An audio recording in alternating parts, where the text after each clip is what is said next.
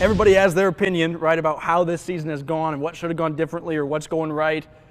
I want to hear what your thought is, though, on what this season has looked like for you, because a lot of people are writing it off as a colossal failure, but I don't think that's necessarily the case. Nah, this has just been learning. That's the biggest thing that I've taken from this year is sometimes the basketball guys just throw you challenges, and if you look at last year from this program where I came from, everything went right for this program last year. Keontae getting cleared and Desi being able to be eligible and Marquise staying, and then them hiring one of the best coaches in the world. Yeah. Everything just, the pieces fell right. This whole program, we still believe. As long as you continue to believe in each other, the sky's the limit. How much belief is there still in that locker room? You guys started the conference play 4-1. If you guys finish conference play 4-1, you're going to be right there on the bubble and have a chance to maybe win a few Big 12 tournament games and get in. Exactly. We just like you said, we believe, and there's not an ounce of me inside of me that doesn't think that we can't get the job done. I knew when I came here coming to the Big 12 it was going to be a challenge, and this is what I asked for. We're playing desperate. That's what the message is we're desperate. We're a desperate team, and our back's against the wall, and we know that. And at the end of the day, like I said, we have one or two choices. We can lay down or we can rise to the challenge. And I don't think no guy in this locker room is wanting to play in the NIT. I know for sure I don't.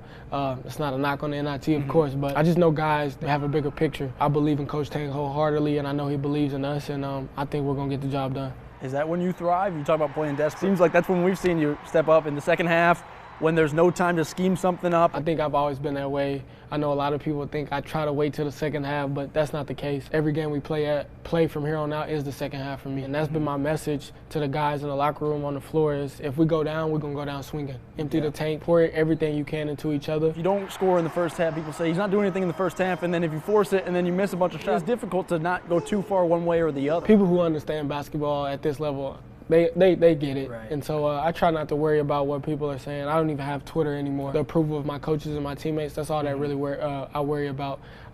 There's definitely times where I do need to be more aggressive, and you learn that over watching film. Having God on my side and on our side, on this team side, he doesn't take us through all this that we've been through to fail us in them. Is that something that you lean on? Is your faith throughout? I mean, you got to have something to keep you steady. Yeah, absolutely. Basketball's a lot of highs and lows. Absolutely, and like I tell people all the time, we have a preacher as a coach. He told us before the Texas game that the victory is already there. We just have to go get it. We praise God in advance. We believe even when the chips are down. We've been talking about the story of Elijah and talking about Jezebel and, her trying to scare Elijah and him having God on his side. And so now it's time, like you say, our back's against the wall, and it's time to step up and answer the challenge. Of course, college basketball fans evaluate it from a wins and loss perspective, but off the court, has this been a successful year for you? I know that part of the reason you came here wasn't just to grow as a basketball player, right? Yeah, I've been blessed, just to be around great people. I came here for the people.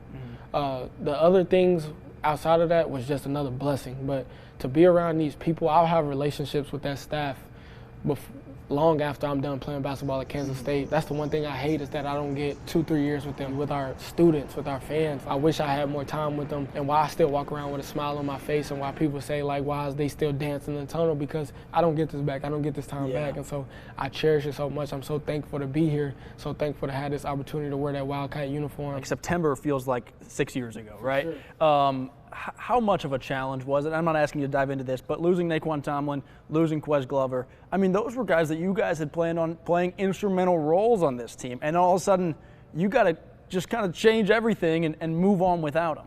Yeah, people don't understand that. Like, they weren't going to be role players. They weren't just people who just came in and threw on a uniform. Yeah.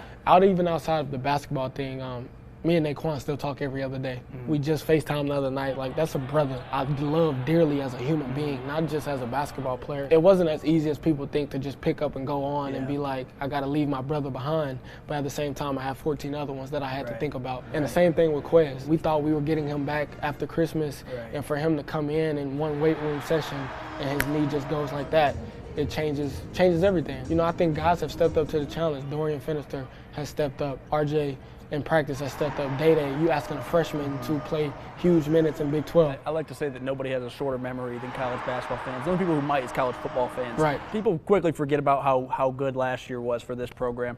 Are you pretty confident in the direction that this program is headed under Jerome Tang? 1,000%. I have no worry, no doubt in my mind that he will win a national championship before his time is done here. Just the belief that Coach Tang has in his players and in Gene Taylor and the rest of the crew. If you look at his track record for the guards he had and the bigs he had through Baylor that played in the league and played overseas, and because at the end of the day, Coach Tang is about changing the kids' lives. When you have somebody that's worried about changing those kids' lives and not gaining his own exposure, gaining his own wealth, or gaining whatever that coach is gaining in his life, God is going to bless him. And so, like I said, there's no doubt in my mind that he's going to deliver that national championship to Kansas State. And, you know, like I said, I still believe it can be done this year. And we'll get you back in Bramwich to watch some big games down the stretch, Sure. even after this year. Absolutely. Tyler, thanks for your time, Thank man. you. Really appreciate the honesty and vulnerability. It hasn't been all sunshine and rainbows over there, but he was willing to open up about it, which is nice. Yeah, and he knows that, but a lot of time between now and It's the not tournament. over yet. So, Starts with Big Monday tomorrow against the Mountaineers.